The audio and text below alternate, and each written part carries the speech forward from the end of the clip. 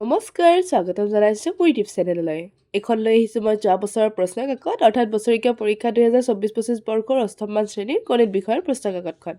এই প্ৰশ্ন কাকতখন এইকাৰণে আলোচনা কৰিবৰ কাৰণে ভিডিঅ'টো বনোৱা হৈছে যাতে ছাত্ৰ ছাত্ৰীসকলে গম পায় যে কেনেকুৱা ধৰণৰ প্ৰশ্ন কাকতখনত সাঙুৰ খাব পাৰে।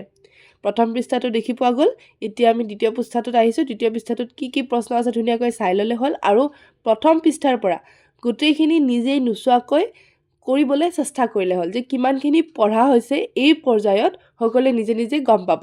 এইকাৰণে প্ৰশ্ন পেপাৰখন দিছোঁ যাতে ছাত্ৰ ছাত্ৰীসকলে নিজে নিজে ধুনীয়াকৈ কি কৰিব পাৰে প্ৰেক্টিছ কৰিব পাৰে। যিহেতু প্ৰথম দিনে আমাৰ গণিত বিষয়টো আছে, সেয়েহে এইখন প্ৰশ্ন কাকত চাই পেলাই কিমানখিনি শুদ্ধকৈ নিজে কৰিব পাৰা সেইটো পৰীক্ষা কৰি ল'বা। ঠিক আছে, বাকী এইখন প্ৰশ্ন কাকতৰ বাহিৰে আৰু বেলেগ বেলেগ পঢ়িব লাগিব, কাৰণ এইখন হৈছে কেৱল মাত্ৰ যোৱা বছৰৰ প্ৰশ্ন কাকত। এইবাৰ হয়তো বেলেগ বেলেগ আহিব পাৰে, সংখ্যা সলনি কৰিব পাৰে। সেয়ে আমি প্ৰত্যেকটো অংক বুজি মেলি কৰিবলৈ চেষ্টা কৰিব লাগিব। ঠিক আছে, এতিয়া ইয়াতে ইংৰাজী প্ৰতিশব্দ লিখা দিয়া আছে। এবাৰ আহেনে নাই আমি নাজানো, কিন্তু আমি সকলোবোৰ ধুনীয়াকৈ নিয়াৰিকৈ পঢ়িব লাগিব। হ'ব, তো এইখিনি আছিলে। তেন্তে আজিৰ কাৰণে থেংক ইউ ফৰ ৱাটছিং।